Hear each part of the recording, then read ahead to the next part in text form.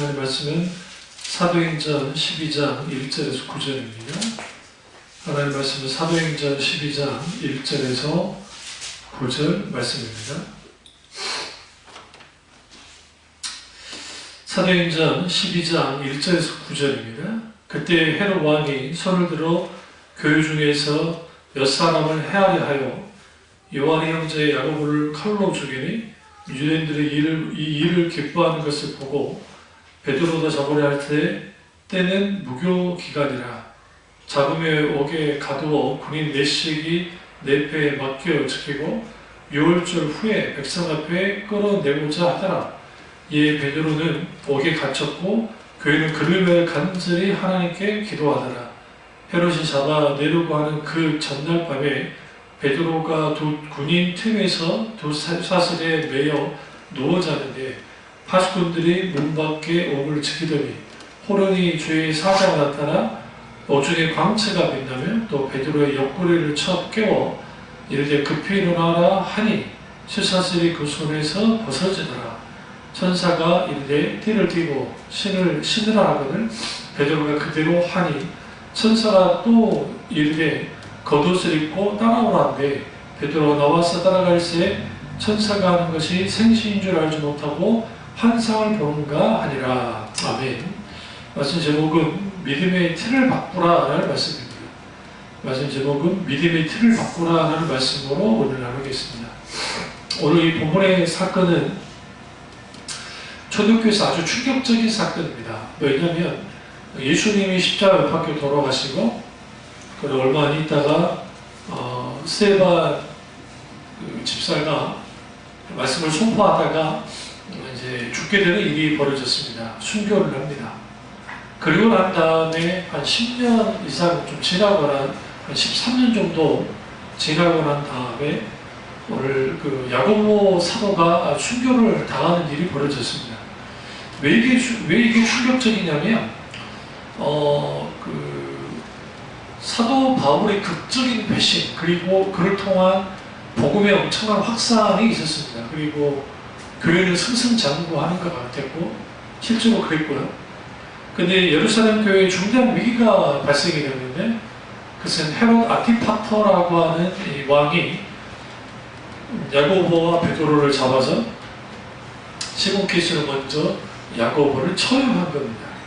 이 일이 초대교회 전체에 중요한 의미를 갖는 게 예수님이 제자들 중에 세 그룹으로 나누는데 한 그룹은 수제자 그룹이 있고 두 그룹, 그 다음에 세 그룹이 있습니다. 근데 수제자 그룹에는 이제 베드로, 안드레하고 요한 네 명이 딱 들어가는데 거기 두 사람이 잡힙니다. 더더군다나 최고의 연장자인 베드로, 베드로가 잡혔다는 것, 그리고 야고보 장로가 순교를 당했다는 것, 이것이 아주 큰 문제를 일으킬 만큼 아주 중요했습니다. 여기서 이제 믿음의 틀을 바꾼다라는 의미가 뭐냐면 이런 상황 속에서 사도 베드로가 깊이 잠을 자고 있다는 거예요. 이전에 보던 그 베드로의 모습이 아니에요.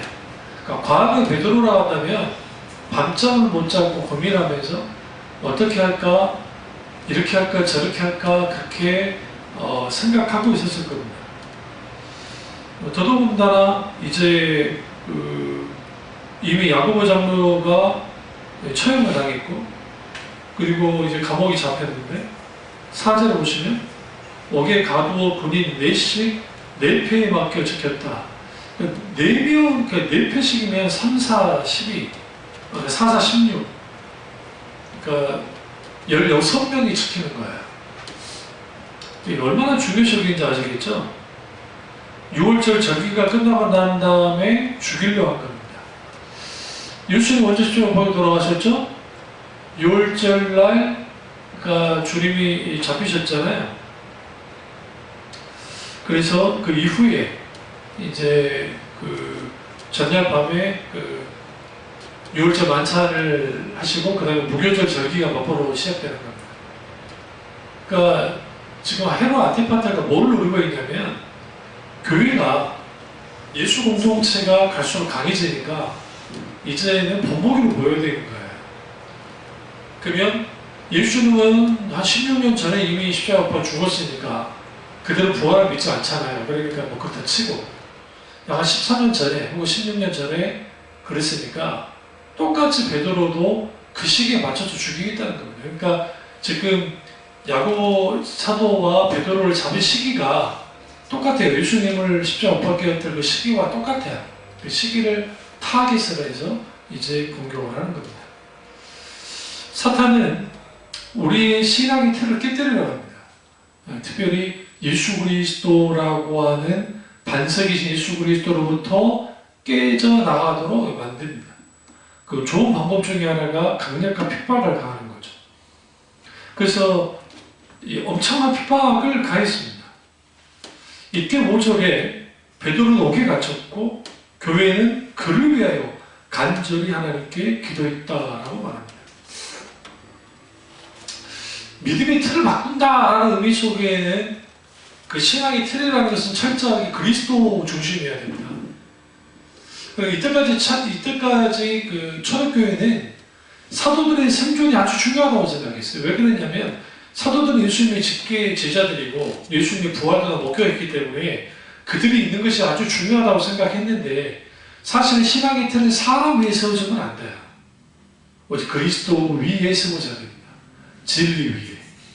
그러니까 야고보 장로의 순교는 초대교회가 무슨 생각을 하고 만들었냐면 예수님의 직계 사도들도 이제는 죽을 수 있구나. 이 땅에서 사라질 수 있구나. 이때까지만 해도 아직 예수님의 재림이 빨리 올 거라고 생각했어요. 그 오래 기르지 않고. 그러니까 예수님 대망사상, 그러니까 재림에 대한 갈망함이 있었는데 이렇게 죽고, 그래서 이 사건 이후에 무슨 생각을 하셔야냐면 성경을 기록해야겠다. 그래서 그 AD 53년에서 6년경에 마가복음이 나오는 겁니다. 그때 그 마가복음 저자가 마가 요한인데 마가 요한은 베드로의 그 양자 같은 사람이에요. 아주 중요합니다. 베드로가 아주 가까워요. 그러면 마가 요한이 마가복음을 쓸 때에 그 스토리 다 아는 거 아니잖아요. 마가 요한이 어떻게 알겠어요? 누구로부터 들었겠어요? 당연히 베드로예요. 베드로 전서 후서 누가 썼어요? 베드로 했죠. 베드로 헬라어를 쓸 줄은 몰라요. 헬라어를 알지 못한다고요. 적어도 많은 신학자들이 마가 요한에게 말라면 마가 요한이 헬라어로 썼을 것이다. 그리고 베드로 전후서의 문체와 마가복음의 문체가 비슷해요. 그래서 많은 학자들이 그 마가 요한이 대표를 했다. 베드로 전후서 이렇게 보는 겁니다. 그런 의미에서 무슨 이제 뭘 나누고 싶냐면 이 베드로 하면 그 시대의 예루살렘 교회의 수장이고 예수 공동체의 아주 중요한 인물이지 않습니까? 이 모든 것이 끝날 판이야. 다시 말하면 영어를 좀 쓰면 게임 체인저. 이 헤롯 안티파터가 이제는 그 교회의 급소를 탁 찌를 수 있다고 생각하는 거예요. 그게 두 인물. 그럼 야고보는 왜 중요하느냐? 야고보 사도는 딱 보세요. 사도들을 딱 면면을 보시면 안드레는 아주 조용한 사람이고, 나서는 성격이 아닙니다. 베드로는 돌철적인 사람이고, 사도 요한은 말 그대로 굉장히 행동이 이제 시선도 많고, 예수님 사랑을 독차지하였던 그 모습이 있고, 야고보는 그게 별로 안 보여요. 그냥 벼락을 쳐서 죽이십시오. 사랑할 사람 그 외에는 거의 안 보이는데, 사실상의 균형추 역할을 야고보가 했을 거라고 봅니다. 많은 신학자들이. 아주 중요한 인물이에요. 이 두 인물이 잡힌 거예요.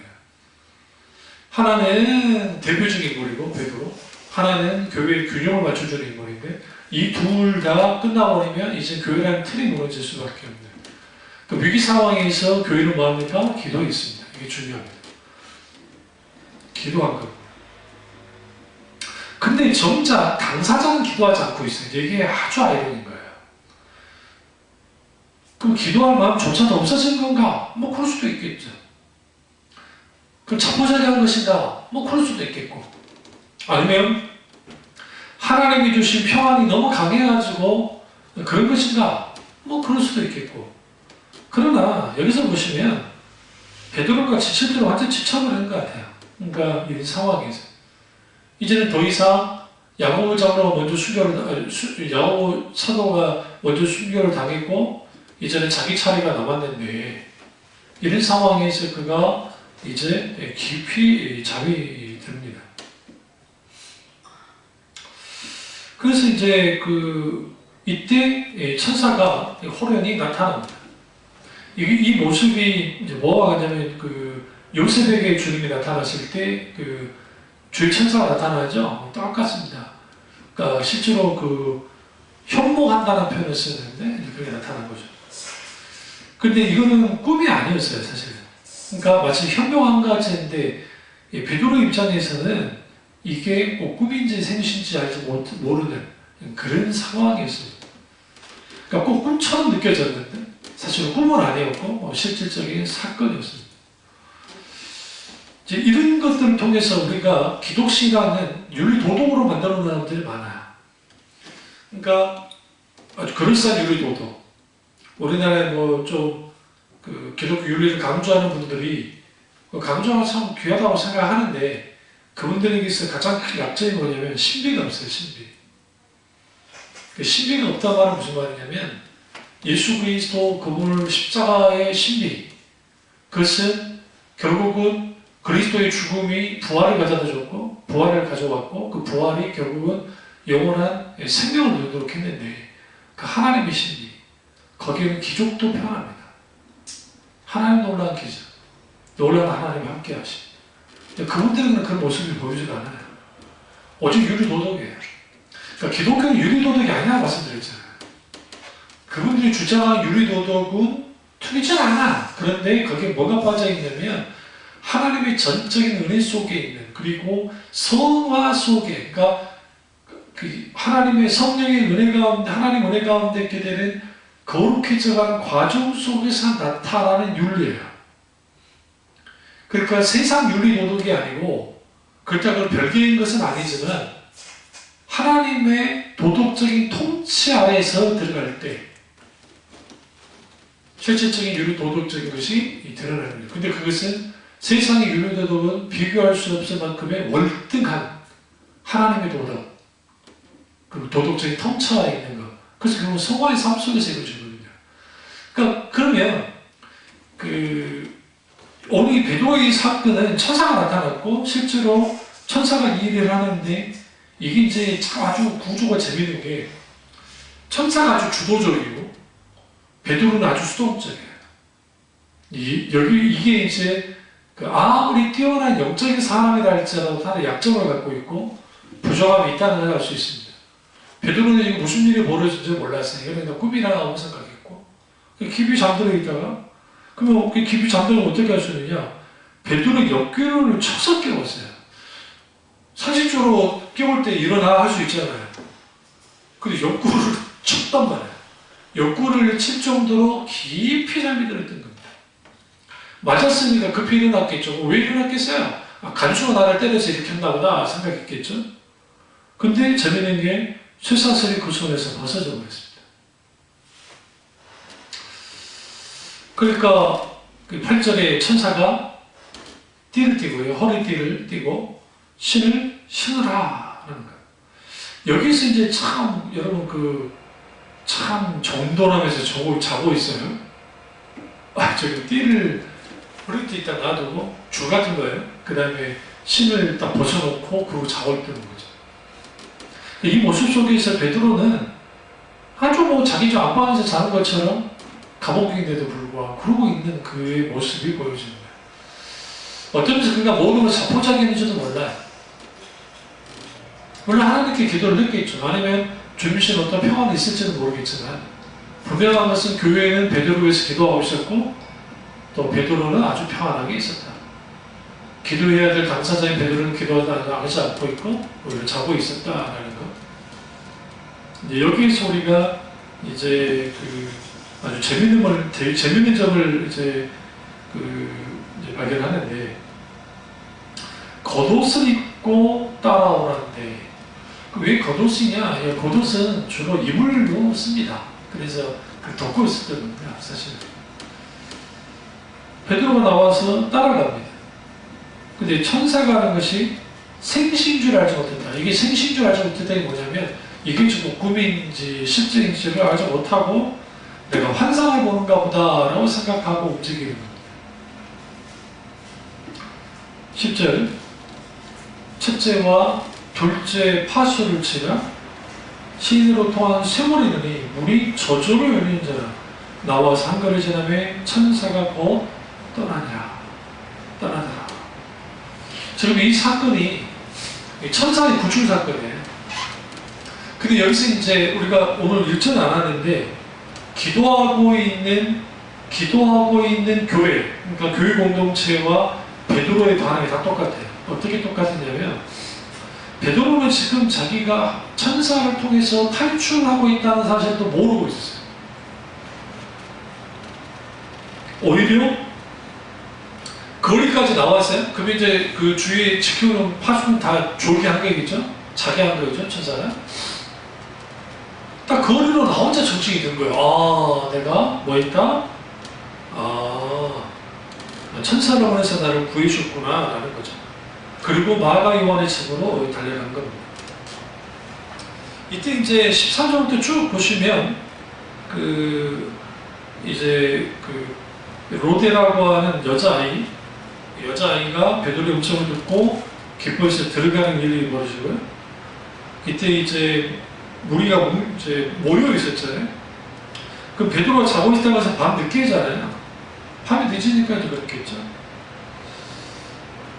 그러니까 이제 사람들이 15절 보세요. 그들이 말하되 내가 미쳤다 하나 여자는 힘써 말하되 천만이라 하니 그들의 말을 그러면 그의 천사라 하더라. 왜 천사라는 표현을 쓰냐면 고대 사람들은 그러니까 유대인도 그렇고 사람에게 한 명씩 천사가 붙어 있다고 생각한 거예요. 그러니까 우리가 신앙관이라는 것이 대부분 보면 그들이 생각하는 그러니까 그 전통 속에 있게 되는 신앙관을 많이 가져요. 틀을 가져요. 틀을. 오늘은 이제 우리 잘못된 틀을 깨뜨릴 건데요. 이런 틀들을 만들어내면 그럼 천사지. 또 요한복음에도 베데스다 연못에 들어가면 물이 청 동할 때 들어가면 낫는다고 하는 신앙의 틀을 갖잖아요. 각기 그들만의 틀을 가져요. 그러니까 그것도 똑같이 그거 반응하는 거죠. 그럼 베드로가 아니고 베드로의 천사야.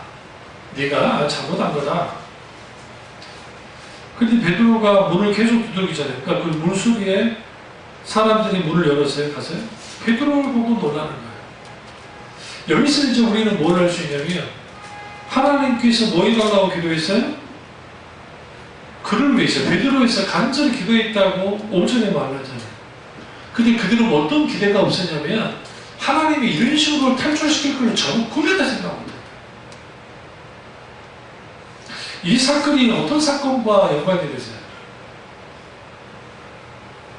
구약의 다니엘의 세 친구 사드락과 메삭과 아베드고가 풀물에 던져졌을 때에 한 명의 사람이 있었죠. 그건 예수님이에요. 성국신하기 전에 예수님입니다. 그리고 다니엘이 사자굴에 던져졌을 때 성경이 뭐라 합니까? 천사가 사자의 입들을 막고 있었다고.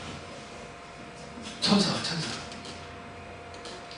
그러니까 때로는 하나님이 천사를 보내서 이런 역사를 이루셨던 것을 보게 되죠.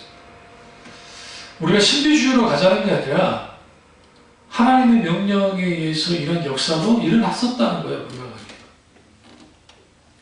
그러면 베드로가 누굽니까? 십자가에 못 박혀 돌아가시기 전에 예수님을 잡히셨을 때에 세 번이나 부인했던 사람입니다.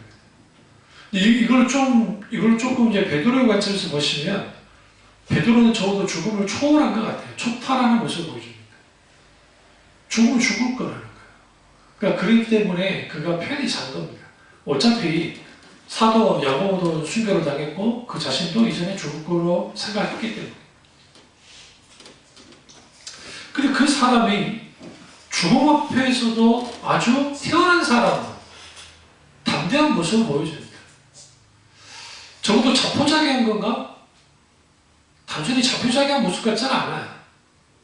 그리고 그런 그의 모습 속에서 뭘 발견했냐면 신앙의 틀이 어떤 그 종교적인 체험, 그리고 아니면 어떤 신앙관, 그 전통으로 내려오는 신앙관, 거기에 틀에 묶여있는 사람과 예수 그리스도 그분 하나님 말씀에 딱 묶여있는 사람들은 반응이 다 달라요. 그러니까 다니엘이 그 사자굴에 딱 던져졌을 때에 그가 아주 태연하게 봅니다. 심지어는 사자를 배우고 잤다고 생각을 해요. 누구의 모습과 똑같아요? 베드로의 모습과 똑같아요. 편히 자고 있었어요. 아무리 천사가 이걸 하고 있다 할지라도 아니 사자 배우고 죽으시고 싶으세요? 좀 멀리 떨어지고 싶지? 여기서 아주 담대함이 보이죠, 다니엘이. 이건 하나님이 함께할 때 일어나는 거거든요. 그러니까 똑같이 오늘 이 베드로에게도 이런 일이 일어난 겁니다. 그럼 어떻게 그게 가능했느냐? 베드로의 믿음의 틀이 바뀌었기 때문이야. 그 전에는 자기가 중심이 되어지는 믿음의 틀을 가지고 모든 것을 판단했어요. 근데 이제 베드로는 안 거예요. 내가 죽고 사는 것은 하나님의 삶이 달려있는데 이미 야고보 사도는 순교를 당했고 이제는 나도 그 순교 당하더라도 그것이 그렇게 문제될 건 없었다는 거예요. 남아있는 교회는 문제가 된다 했어요. 제가 말씀드렸죠. 그래서 그 야고보 장로의 순교 이후에 이제 교회 내의 움직임이 그 사도들의 가르침 그리고 예수님의 직계 사도들의 증언을 기록해야 된다는 게 그때부터 나온 거예요. 그 전까지는 그래도 그냥 그렇게 보냈다가 그래서 AD 53년경에 마가복음이 나오고 58년경에 마태복음이 쓰여지고 그 다음에 60년에서 62, 3년경에 누가복음이 쓰여지고 요한복음은 더 위에 한참 한 70년 그쯤에 쓰여지면서 그 안에는 이미 사도 바울이 수많은 하나님 말씀이 기록되기 시작합니다. 이제 그렇게 되는 촉발 지점이 이 지점이고 그래서 우리가 그 사도행전 12장이 왜 중요하냐면 12장이 그 모든 판도가 바뀌어요. 그러니까 어떻게 바뀌어지냐면 야고보 사도의 순교 기점으로 해서 이제 교회는 좀 더 전토적으로 변해요. 그러니까 세상을 향해서도 전토적으로 변하고 세상을 이기는 교회로 바뀌기 시작해요. 무엇으로? 복음을 통해서. 그래서 사도 베드로가 그러잖아요. 그들에게 주께서 어떻게 이끄는지 17절에 이제 말을 합니다. 그리고 다른 곳으로 가서 이제 숨는 거죠. 그럼 숨어만 있었느냐? 그렇지는 않습니다. 우리가 이제 잘 아는 그 여러 가지 그 스토리가 이제 베드로를 통해서 일어나요. 그것은 베드로 전후서에서도 그의 행적이 드러나기 때문에 그렇고요. 그러나 이후에 이제 그러니까 12장 이후에 사도행전에서는 누가 중심이 됐냐면 이제는 사도 바울이 중심이 되기 시작합니다. 그러니까 이거죠. 전반부 사도행전 1장에서 12장까지의 전반부는 사실 베드로가 전체 나오진 않지만 그래도 베드로를 중심으로 나와요. 예루살렘 교회 중심으로. 그러나 이제 그 안에는 물론 사도 바울의 극적인 회심도 있고 또 스데반의 순교도 있고 여러 가지가 있지만 그러나 이후에 이제 13장부터 쭉 이제 28장까지 그 사도행전의 주요 모든 말씀의 그 방향은 이제 사도 바울이 중심으로 이루어집니다. 그러니까 하나님은 그거예요. 이 베드로라는 인물이 사도행전에 이러한 기록이 없었으면 우리는 뭐만 기억할 수밖에 없냐면 그 예수는 부인했고 요한복음에서 바요나 시몬을 사랑하느냐 근거로만 계속 이야기를 나누죠. 그러니까 그것만 알고 있었을 거예요. 그런데 이제 예수님이 그 말씀하셨잖아요. 베드로가 이렇게 담대하고 태어날 수 있던 게 뭐냐면 주님이 하신 말씀을 믿고 받아들이고 그가 어떻게 했어요? 실제로 그것을 따랐기 때문에 요한복음 가보세요. 요한복음 21장 보시면 19절 보세요. 18절에서 19절 내가 진실로 진실을 내게 이르노니 내가 젊어서 스스로 띠띠고 원하는 곳으로 다녔거리와 늙어서 내 팔을 돌리느니 남이 내게 띠띠우고 원하지 않는 곳으로 데려가리라. 이 말씀하시면 베드로가 어떠한 죽음으로 하나님께 영광을 돌릴 것을 가르치심이라. 이 말씀을 하시고 베드로가 이르시되 나를 따르라 하시니. 여기서 원치 않는 곳에 어떻게 하겠어요? 그를 띠띠우게 하고 결국 너는 뭐 할 거다? 죽음으로서 하나님께 영광을 돌리게 될 것이다 라는 말씀을 들은 거예요. 이때 베드로의 나이가 적어도 거의 60 가까이 됐던 나이입니다. 그러니까 예수님의 제자 됐을 때 나이가 몇 살이었을까? 많은 학자들이 40대 후반으로 봅니다. 그러니까 베드로의 순교 기점은 그 AD 64년경에 순교를 해요. 근데 야고보 장로가 순교할 때는 AD 한 46년경이에요. 그러니까 그의 나이가 결코 적지 않은 나이에요. 적어도. 그러니까 예수님이 33살의 사역을 이제 마치셨으니까, 그러니까 그의 나이가 50이 넘었고, 그 60 가까이 되는 그 나이 때 이 일이 벌어진 겁니다. 우리 시대를 생각하면 안 돼요. 그 시대는 아주 나이가 많을 때입니다. 그게. 그러니까 당연히 잡혔고, 야고보 사도가 순교당했고, 나도 이제 예수님 말씀처럼 내 사역이 여기서 끝난다 라고 생각하고 한 거예요. 그리고 이제 우리 놓치지 말아야 할 게 뭐냐면, 그 베드로가 그러니까 아가님이 띠띠고 신을 신으라 라는 하잖아요. 이 말씀의 표현, 그러니까 12장 8절의 표현과 그 다음에 이 표현이 그대로 똑같이 나타나요. 요한복음 다시 가서 21장.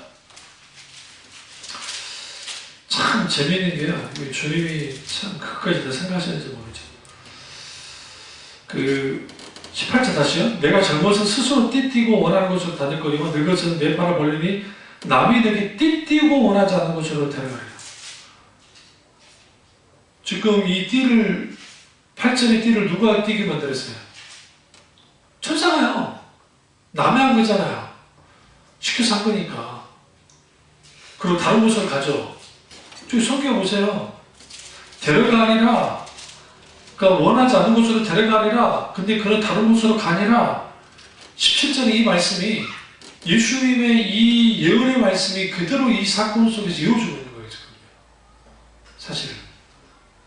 왜 띠띠었다라는 표현을 썼을까요?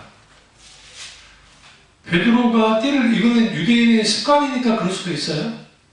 왜냐하면 겉옷을 묶고두문을 벗어야 자기가 예물을 삼아서 덮을 수 있으니까.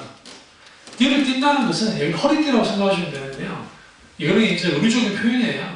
남이 너를 어떻게 원하지 않는 곳으로 가게 할 거다라는 표현인데 천사가 그렇게 한다는 거죠. 실제로 아직 그가 죽지 않게 되는 거예요. 근데 이제 이걸 아직 모르는 거죠.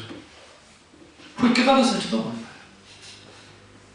우리는 이걸 통해서 하나님 하신 일들은 우연이 없어요. 그냥 하시는 게 아니에요. 그러니까 예수님이 이미 모든 것을 아시기 때문에 이 사건이 벌어지기 한 13년 전에 예수님이 베드로에게 갈릴리 해변에서 이 말씀을 하셨고, 그런 13년이 지나고 난 다음에 이제는 실제로 천사가 문득 뛰어 빨리 강제로 뛰게 하죠. 어쩌도 이게 꿈인지 생신인지 모르는 상태에서 띠를 띠고, 그리고 그가 어떻게 합니까? 이제는 다른 곳으로 가는 거예요. 그 다른 곳으로 갔다는 표현은 그가 원치 않는 곳으로 간 겁니다. 그의 사역지는 어디예요? 터면이 예루살렘이에요. 그가 있고 싶은 곳은 유대 지역이에요. 실제로 그곳에 있고 싶어요. 근데 그는 어쩔 수 없이 떠납니다. 그래서 19절을 보셔야 되는 게, 헤롯이 후반절 보세요. 유대를 떠나 가이사르로 내려가느니라. 근데 사실 이 헤롯 안티파터가 월권 행동을 한 거예요. 뭐냐면 헤롯 안티파터의 주요 무대는 갈릴리예요. 그러니까 통치 구역이 갈릴리예요. 유대는 유대 총독이 다스리는 곳이에요. 그러면 왜 헤롯 안티파터가 이 일을 감행했느냐? 그 이유는 이걸 통해서 자기가 그 아버지, 그러니까 대행시라고 말하는 예수님을 어릴 그 유학사 됐던 그 대회로 예수님을 어린 예수님을 죽이려고 했던 그 제 아버지의 영광을 그대로 하고 싶었던 거예요.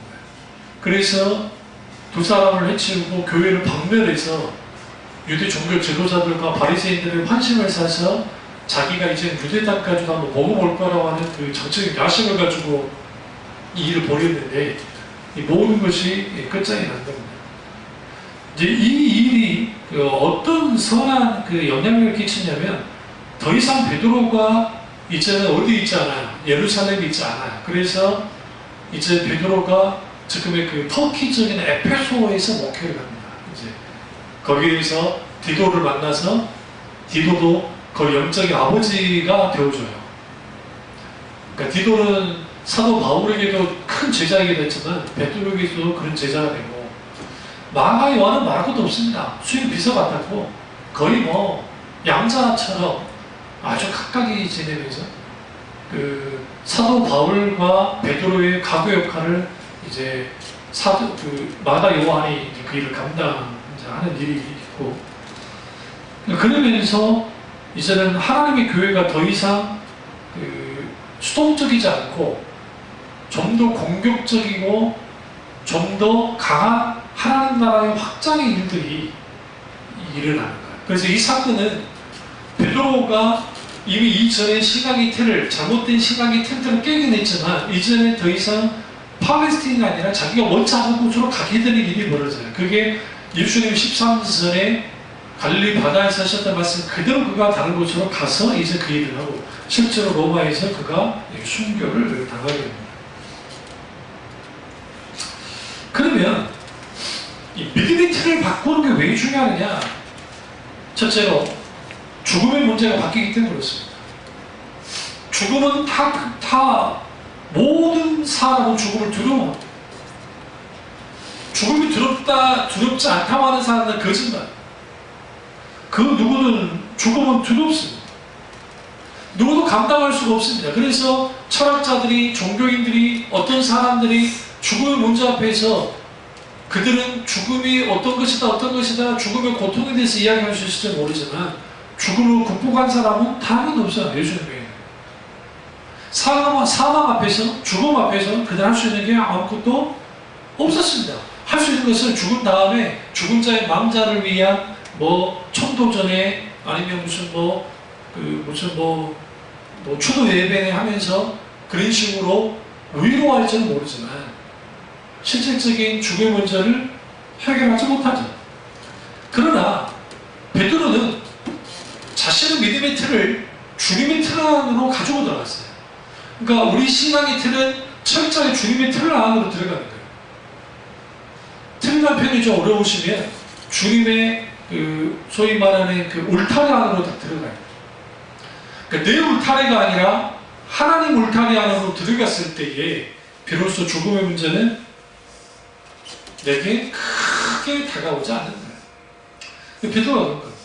그래서 발 뻗고 자고 있는 거예요. 아주 멋지지 않습니까?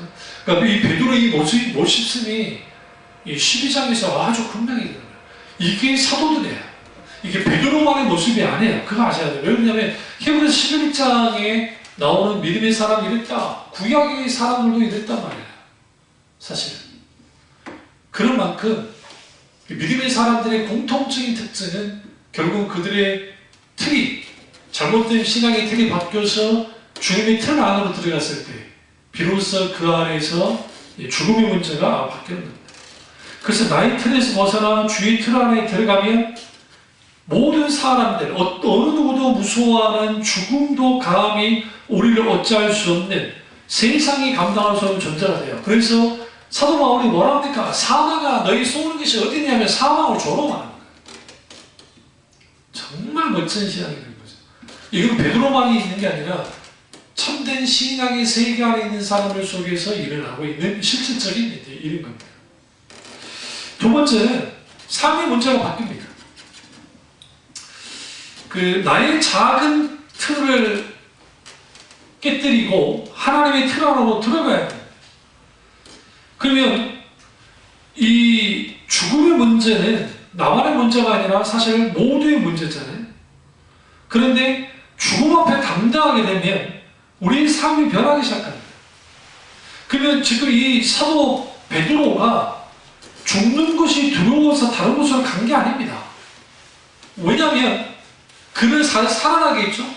남이 너에게 띠를 띠게 하고 했을 때 그 13년 전에 예수님 하셨던 말씀이 생각났을지도 몰라. 아, 우리 다른 곳으로 가라는 하나님의 명령이시구나.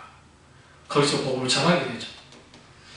그래서 결국은 내가 이제 삶에 있어서 가장 중요한 게 뭔가? 사는 게 중요하잖아요, 요즘에. 그러니까 그 김관중 목사님 책 가운데 잘 사는 것이라는 책이 있어요. 아주 귀한 책입니다. 그런데 잘 살려면 잘 죽어야 돼요. 잘 죽어야 돼요. 예수 그리스도 앞에 죽어야 된다고요. 그러니까 원래 너무나 많은 사람들이 죽음을 가르치지 않는 거예요. 서울대학교 의과대학 교수님인데 이분이 뭡니까 이제 부검하시는 부검이세요. 근데 그분이 강연하는 걸 들었는데 그 강연하면서 서울대학교 교양학부에 죽음에 대한 죽음의 무슨 과학적 이야기가 무슨 어쨌든 그런 개설을 해가지고 강연하는데 서울대생들이 그렇게 인기가 있대요. 강의를 잘 하시니까. 근데 이제 학교 측에서는 뭔 젊은 애들에게 죽음을 가르치지 말지. 근데 그분이 그 말 하는 거예요. 수많은 죽음을 맞다하잖아요. 우리는 못 보는. 그럼 그 죽음을 맞다할 때에 죽음의 문제 앞에 서야 삶이 진수해진다는 거예요. 사실은. 왜냐하면 이 세상에 안 죽을 사람 없으니까. 이번에 펜션 사건 보세요. 동해 펜션 둘째의 아들이 캄보디아에서 갑자기 심장마비로 죽어가지고 그 위로하려고 모였다가 폭발해가지고 자매 4명이 다 죽었고 거기 또 한 명 더 돌아가셨잖아요. 다시 말하면 가문이 멸족당한 건 똑같아요. 이거는 상상할 수 없는 일이죠. 정말 그분들 위해서 기도해 주려야 해요. 사실. 그분들이 크리스찬이든 아니든 남아있는 그분들 속에서 하나님의 은혜가 있어야 되고 우리 그걸 보면서 허망하지 않습니까? 그분들이 뭘 잘못했어요? 또 그 전에 그 같은 방에 다른 분들이 투숙한 분들이 있었다는 거예요. 우리 이런 것들을 통해서 이 죽음이 누가 생각하듯이 멀리 있는 게 아니에요. 사실 가까이 있습니다. 그럼 삶이 변한다는 게 뭐냐? 삶의 문제가 변한다는 게 뭐냐? 어떻게 사느냐에 열중하며 사는 게 그리스도인이 아니고 그리스도를 위해서 어떻게 죽느냐에 열중하는 사람들이 그리스도인이라는 거예요. 그러니까 초대교회 성도들은 어떻게 그리스도를 위해서 죽을까에 관심이 있었지 어떻게 우리가 살 것인가에 관심이 있는 사람들이 아니었어요. 그래서 실제로 역사학자들, 타케투사라는 기타는 역사학자들의 기록들을 보면 저들은 죽기 위해서, 그러니까 그리스도를 위해, 소위 하나님을 위해서 죽기를 위해서 존재하는 자들, 제3의 종족, 혹은 제4의 종족, 제5의 종족이라. 저들은 기꺼이 예수를 위해서는 목숨도 버리는 자들이다. 그게 그리스도입니다. 극단주의자가 되자는 말이 아닙니다. 저 말은. 그러면 내가 주님 앞에 죽음의 문제 앞에 내가 그리스도께 날마다 내 자아가 죽어지는 것을 경험하고 자기 입장을 지고 자기를 부인하는 삶을 살기 시작할 때 내가 죽어져가는 삶을 살 때 그 속에서 진정한 사는 거야. 그리스도가 내 안에 사는 것처럼 내가 그리스도 안에 살고 그리스도가 내 안에 사는 삶이 거기서 일어나는 거야. 그래서 살아도 주를 위해 죽어도 주를 위해서 사는 게 그리스도인이 되는 건데 믿음의 틀이 예수 믿고 복받고 예수 믿고 성공하고 예수 믿고 행복해지고 예수 믿고 동으로 천국 가고 그러니까 나는 늘 살고 그리스도에서 죽는 게 없잖아요. 그리스도에 죽는 게 없으니까 자기 신앙의 틀만 가져가는 거예요. 그리스도 하나님의 신앙의 틀 안에 들어가려면 나의 죽음, self denial, 자기를 부인하고 자기 십자가 안에 지는 내가 죽어지는, 사도 바울이 날마다 나는 죽노라 말처럼 그 죽어지는 일들이 벌어져야 하나님의 틀 안에 들어가니까. 그게 삶의 방식이, 라이프 스타일이 달라져요. 이 세상이 전부인 것처럼 살지 않아요. 이게 베드로가 그런 겁니다. 세 번째는 고난을 대하는 태도가 달라집니다. 누구나 원찮은 고난을 당하게 되면 근심과 불안 속에서 침울해질 수밖에 없습니다. 때로는 원망하고 포기할 때가 있습니다. 왜 그럴까요? 그 이유는 고난의 틀보다 하나님의 틀을 더 크게 인식하기 때문이에요. 욥기서 23장 10절에 나에게는 오직 그가 하시나니 나를 단련하신 후에는 내가 정금같이 나오리라 라는 말씀이 있습니다. 근데 이 말씀이 좀 오역이 되어 있어요. 그러니까 이제 다음에 제가 이 말씀 가지고 좀 하는데, 이제 저도 그런 식으로 해석을 했었는데요. 그 원전을 보질 않았어요. 대부분 그렇게 알고 있었어요. 그런데 그 영어 그 원전이든 그리고 히브리어 원전을 딱 들여다보면 우리 이렇게 읽었죠. 내가 내게 고난이 내게 닥쳐요. 욥기서 23장 10절 한번 가보세요. 그냥 말로만 들으면 여러분 모르시니까 이걸 놓고 제가 한번 소개를 할 때가 있을 텐데. 욥기서 23장 10절입니다. 10편 앞에 있습니다. 이렇게 23장 10절.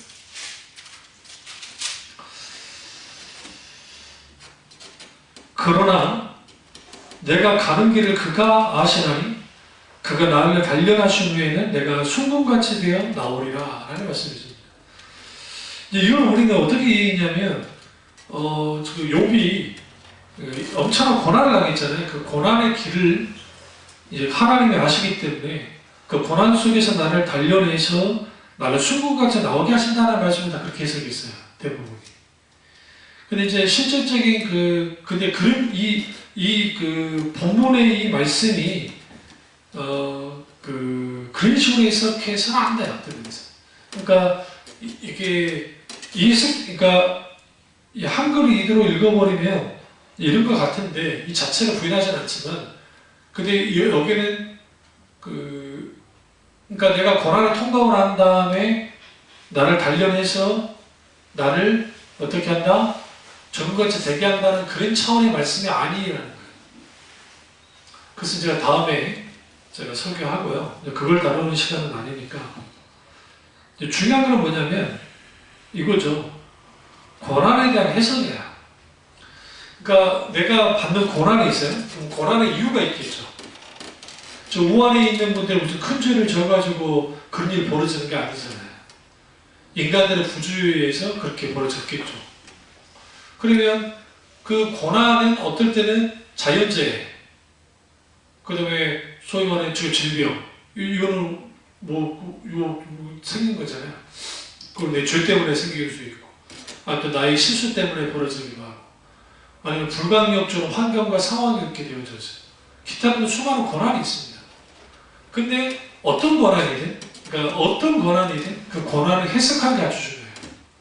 그러니까 예수 믿는 그리스도인들은 해석자가 돼야 돼요. 근데 해석자가 되는데 세상 사람들은 위기는 꼭 기회라는 표현을 쓰잖아요. 그 말이 아주 참 좋은 말이긴 한데 위기는 기회야. 그러니까 우리는 그걸 기회로 바꿔야 돼. 이 수많은 이게 적극적 사고하시고 본용주의자들이 사용했던 단어예요. 근데 성경은 위기는 기회라고 하는 게 아니야. 그러니까 첫 번째 신앙의 틀은 위기는 기회다. 세상은 다 그렇게 말해요. 두 번째, 이 또는 지나가리라.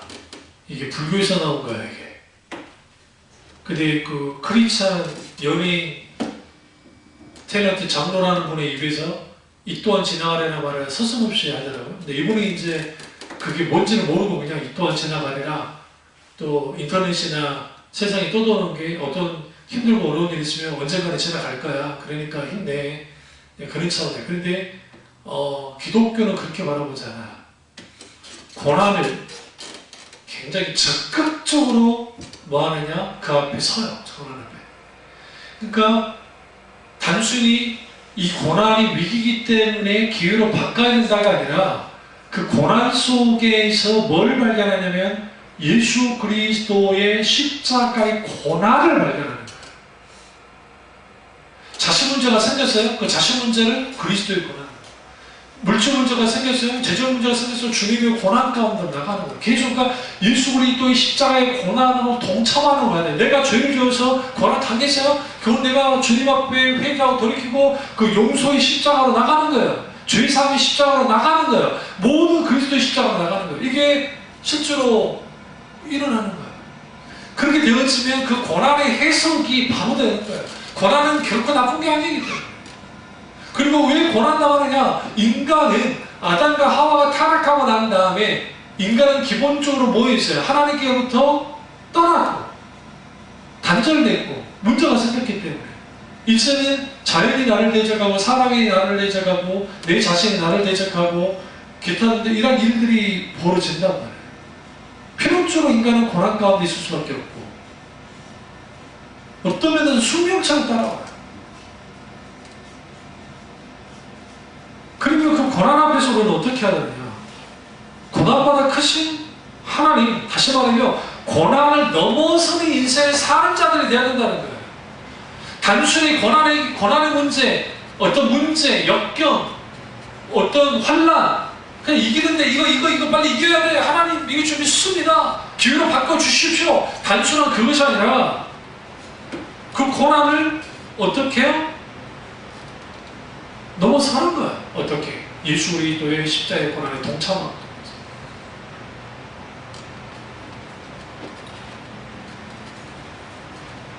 왜 그러냐면 그러지 못하면 항상 고난에 짓눌려 사는 인생이에요. 오늘 이 고난의 문제 해결했다고 해서 다음에 이 고난의 문제가 안 옵니까? 왜 주님이 형통의 법과 권고의 도구를 갖추셨다고 했어요. 자고하지 않게 하려고, 고난을 누구를 찾게 하려고, 창조주 하나님을 찾게 하려고. 그래서 하나님 앞에서의 결핍은 결코 나쁜 게 아니에요. 사실은. 만약에 우리 부족함 없이 막 산다고 생각해보세요. 아니 솔직히 권사님도 아시지만 언제 우리가 에어컨이 있습니까? 에어컨이 옛날에 에어컨 없어도 잘 살았어요.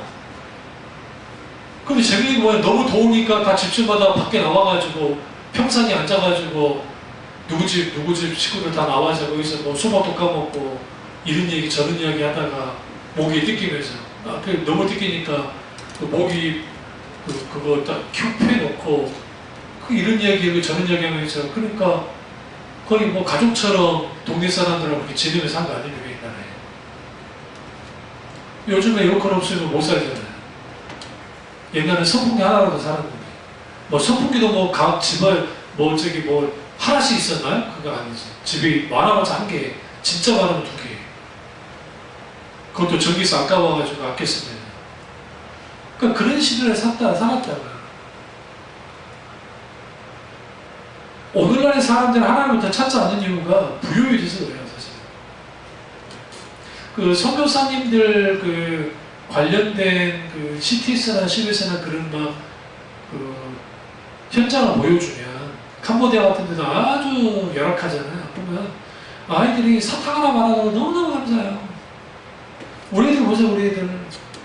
우리 교회 애들 이렇게 선물 내가 그만큼의 선물을 캄보디아에서 줬으면 애들을 나를 진짜 아빠라고 따를 거예요, 진짜. 막 좋아가지고 막 그랬을 거예요. 근데 우리 교회 아이들은 다 풍요롭잖아요. 나라 자체가 잘 살기 때문에. 하나님 앞에도 마찬가지입니다. 이런 분들이 있어요. 하나님 이 고난을 내게 없애주십시오. 인생은 기본적으로 고난의 연속이에요. 그러니까 욥이 그렇게 기도한 거 아닙니까? 어떤 기도를 한 겁니까? 아니 차라리 못해서 태어나지 않았으면 그냥 주님 짓지 마시지. 아니면 지을 때 거자를 죽여버리시지. 인생 자체가 이런 곳이라는 걸 하는 거죠. 그러면 우리는 여기서 이제 베드로에서 이 고난은 사형선고잖아요. 사형수의 그 심리가 어떠겠어요? 우리는 뭐 사형수가 되진 않았지만 아주 압박감이 대단했을 거 아닙니까? 살 가망이 없습니다. 근데 그는 이제 죽어야만 합니다. 그런데 교회가 하나님께 누구를 위해서, 베드로를 위해서 하나님께 간절히 기도하고 있었어요. 그러나 재밌는 것은 다 따로 놀아요. 어떻게 따로 노냐? 천사 따로 놀고, 베드로 따로 놀고, 교회 구성원들로 다 따로 놀아요. 이런 또 코미디가 없어요.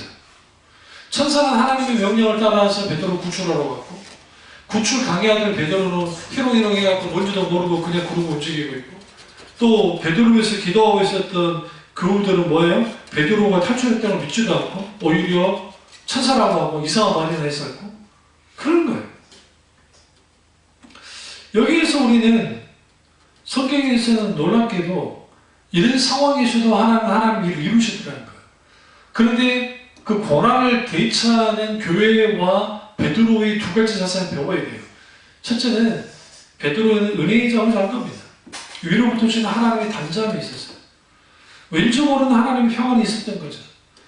이전에 베드로라면 있을 수 없습니다. 안절부절 못하고 이렇게 됐겠죠. 그러나 베드로는 그러지 않았다는 거예요. 또 하나는 교회 공동체가 이런 상황 속에서 어떤 일도 벌어지지 않을 것 같은 상황 속에서 끝까지 하나님께 기도하고 있었다는 겁니다. 결국 고난의 문제를 해결하려면 하나님 은혜가 필요하고 고난의 문제를 해결하려면 기도가 필요한 거예요. 결국 이 두 가지를 같이 가야 돼요. 다만 중요한 것은 고난이나 문제는, 그러니까 어떤 고난이든 그 고난의 최극치는 죽음이라 했잖아요. 어떤 고난이라 할지라도 주님 앞에 다 섰을 때 아무것도 아니잖아요. 그러니까 뭐 북한에서 뭐 잡혀있다가 뭐 풀려나신 어떤 그 목사님이 선교사님이 했는데 그분이 막 간증한 걸 들었는데 저는 의아가 있던 게 뭐였냐면 그분이 아주 거기에서 뭐 북한에서 뭐 대단한 것 같아서 한 거 없어요. 그 부끄러워하실 필요도 없어요. 어떤 면에서는. 근데 마치 영웅담처럼 막 간증하시더라고요. 그래서 나는 그랬어요. 왜 저런 간증을 할까? 난 차라리 난 이렇게 간증했으면 더 나았을지도 몰라요.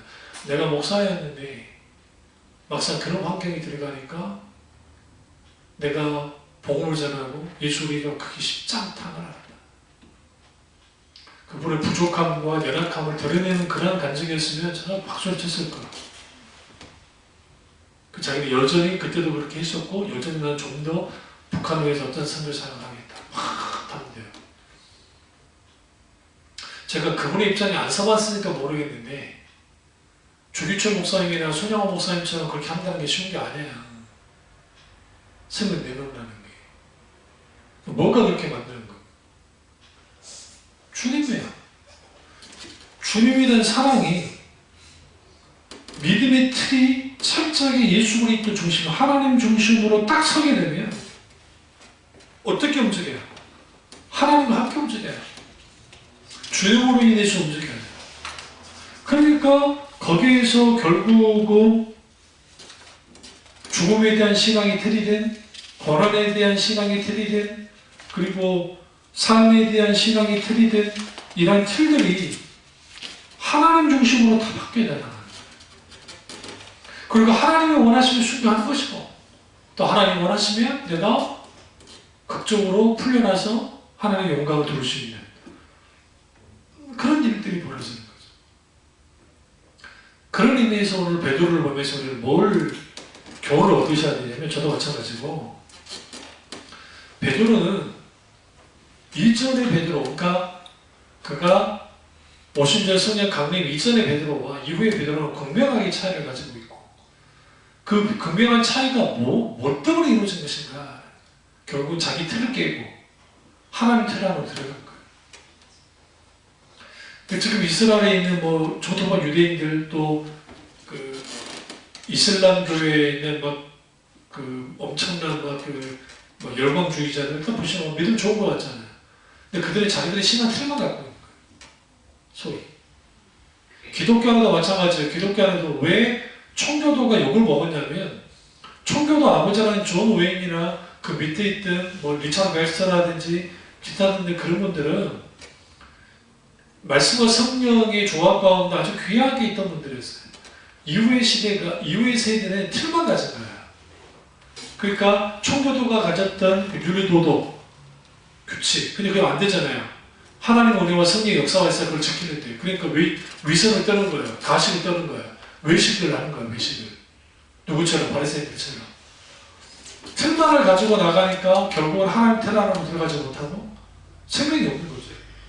바리새인들과 종교주의자도 마찬가지고 우리도 마찬가지고 우리 신앙이 아무리 교리론 정통이라 할지라도 죽은 정통주의가 되면 로이더스 목사가 가르쳐줘요. 그럼 자기 신앙 틀만 가지는 거예요. 그러니까 교회 안에서는 또 교리론은 말로는 그렇게 하는데 실제 하나님의 틀 안으로 들어가지 못해요. 생각하는 거나 사고방식이나 그런 것들은 세상과 다를 바 없는 일종의 괴물하는 괴물이 되어버리는 거죠. 근데 오늘 베드로 보세요. 베드로의 모든 생각과 모든 가치관과 모든 행동은 철저히 하나님 중심 안에서 그리스도 안에서 다 이루어져요. 재미있는 것은 하나님 이러한 코미디를 통해서 코미디잖아요. 천사 따로 놀고 베드로 따로 놀고 교회 따로 놀고 그런데 이 코미디를 통해서 우리에게 뭘 보여주느냐. 하나님 일을 하신다. 어떤 자에게? 하나님의 틀 안에 있는 자에게. 이 놀라운 은혜가 저와 여러분의 있기를 주님으로 축원합니다. 기도하겠습니다. 기도하실 때